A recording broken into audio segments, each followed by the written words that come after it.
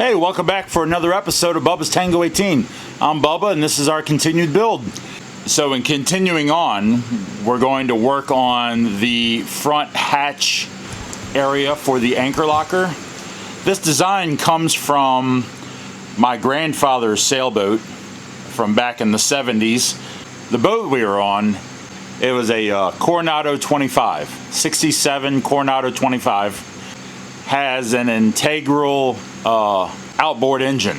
So inside of basically on the stern, it's encapsulated, and you have up to like a 9.9. I think back in the day when we were sailing, it was like a 7 horsepower Mercury or a 6 horsepower, and the lower half of the outboard would protrude out the back of the boat, but otherwise it was covered up. But anyways, so this hatch where you would get to the tiller had a little hatch cover, and this hatch cover I'm going to recreate for this boat because I like it so much, and it seemed like it worked well. And all it was, I think I'm going to create a picture right here, but all it was a flat piece of board, maybe ½ inch thick, and it had on the back it's sort of shaped like that, so you would put it in there, push it up, push it in, and then drop it down, and it would essentially just lock in place. So I think it had had a L shape on top and an L shape on the bottom that would fit inside the hole. The wooden hatch itself was higher or fit around the outside of the hole, but I think that's what I'm going to go for, just because I like it. So we're going to create that or recreate that, and then we're going to cut a hole here for the anchor locker that isn't done yet, and go from there. And just like the last video, I think I'm going to just do a lot of narration, insert pictures and videos while I'm narrating in this new series. Okay? Well, once again, thanks for watching. Enjoy the episode.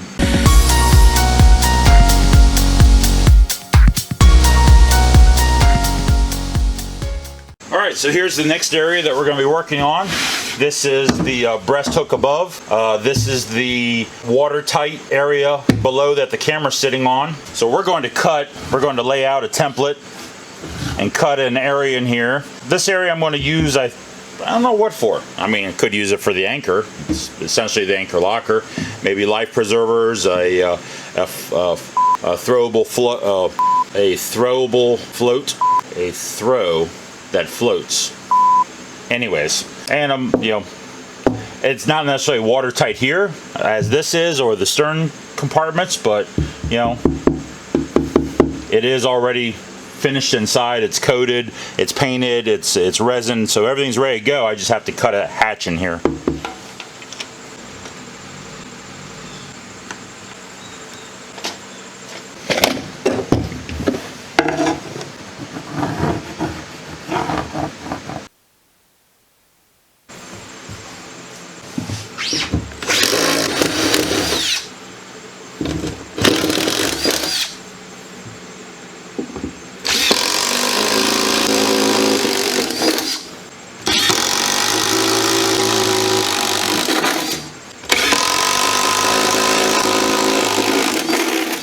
So anyways, I think I need to create a proof of concept.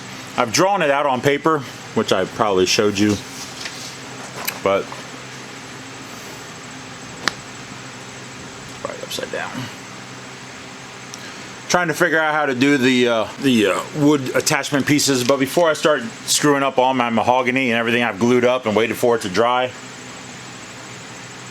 I think I need to make something out of popsicle sticks and hot glue guns, just to make sure it works for the up and down and the slide in and all that stuff. That's really good. Smoothie King banana boat with peanut butter. Add peanut butter. Oh. Anyways, back to it. See if we can pick out some pieces.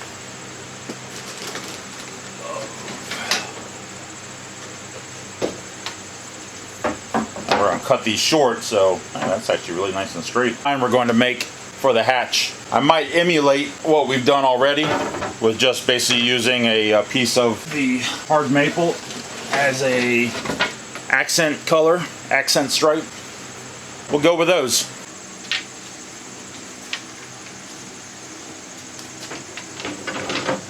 All right, so I think we're just going to make these a nominal length, each of these. I've determined the length of hatch at 16 inches.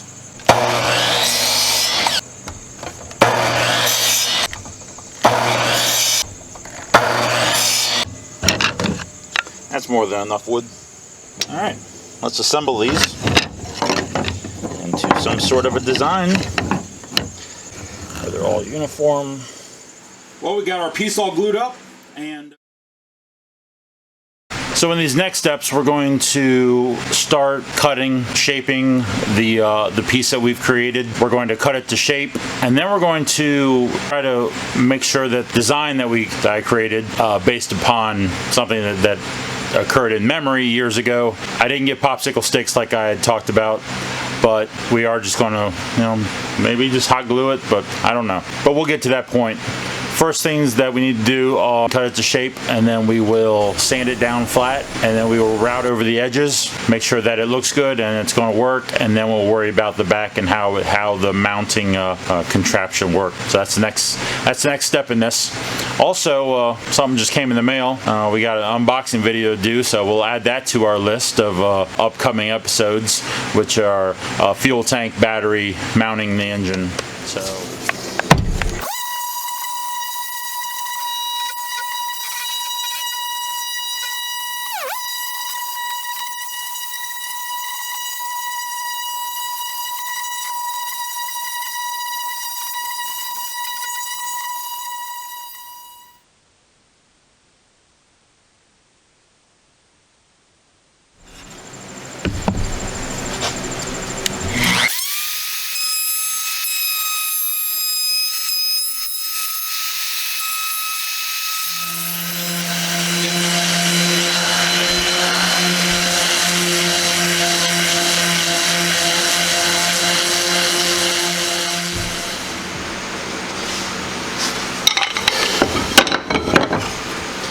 These are a little bit thicker than the stock ones. I guess they're end pieces.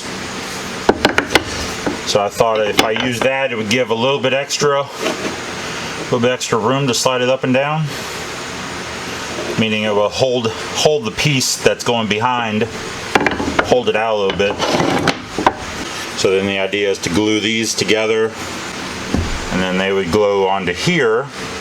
And this is creating the L that I need, and we'll glue them onto here. And then they also have to be able to fit in here, which they do, to go up and down. So then the key is that, like my picture, the distance, the 4-inch difference between the top piece and the bottom of the bottom piece, which this isn't really good. Oh, there it is. I'm looking at the wrong, my own design. So this bottom piece has to be able to slide in while this is up behind. So this is going to go in here and then go up and behind. And then the piece that's glued on the back here, this piece, will come up and hit this. At the same time, the bottom piece has to be able to slide in, and then both of them drop down together. So the difference between here and here is 5 inches, and that should be also the same height. That'll come in there like that. So bring it in, slide it up in, and then down. So I designed for 4. I don't know why I feel like there's 5, but I think I'm going to stick with my design and then just make these a little bit longer. Maybe stack a third one on there, glue a third one on.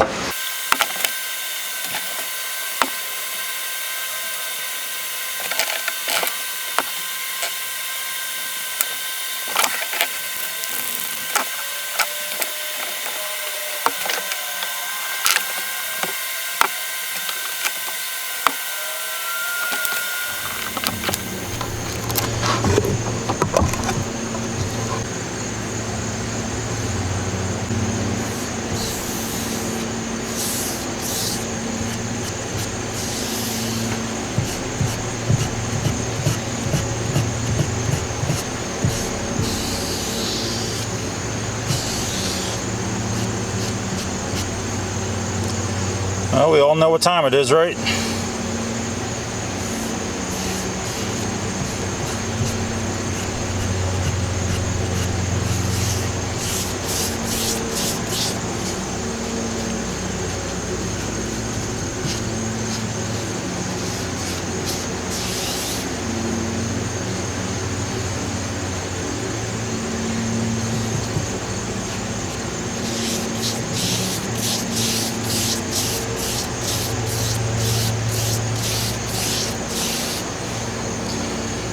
It's becoming one of my favorite things to do. I think.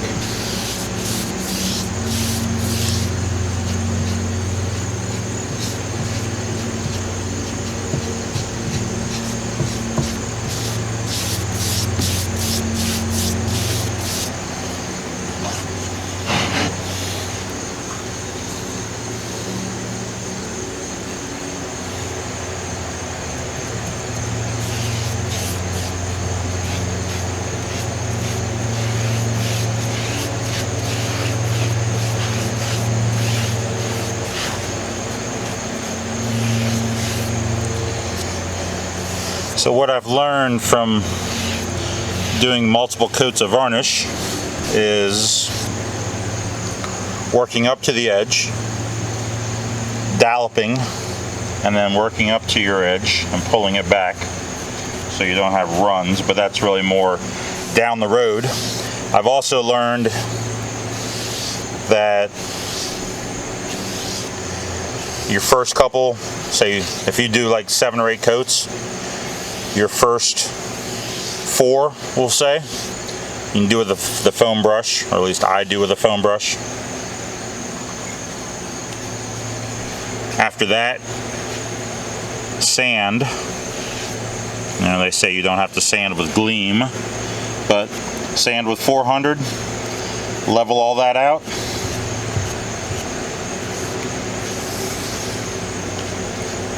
And then come back with a fine hair, like China brush, and put on some real smooth coats. Now, you know, they say it doesn't need to be thinned. It doesn't, you know, you can thin a little bit when you use the fine hair brush. Thin it out.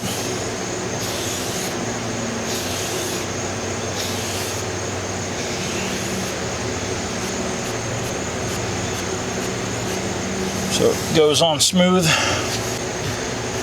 When you route off the edges, it really soaks up. Really soaks it up. Now they say you should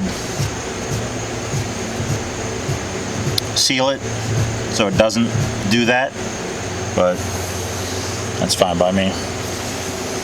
And then some people also, you know, seal it and then epoxy coat or resin, and then come back with your varnish. So if you recall what I was saying about the L-shaped pieces that we glued to the back, or are gluing to the back, that we have to have a certain dimension in which when you slide the piece up inside, where it hits to the point that you bring in the bottom and that clears and then drops down, you have to figure out what that is. I have to figure out what that is. So that's what we're going to work on right this second. All right, I think I got this figured out by design. Took me a few, but I don't know if you can see that. I'm sure you can see that, but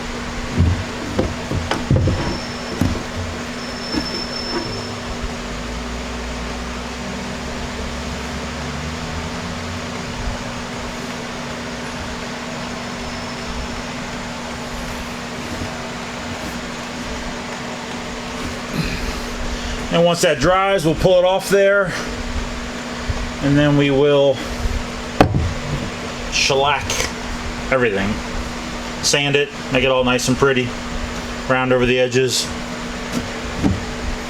and then it will be,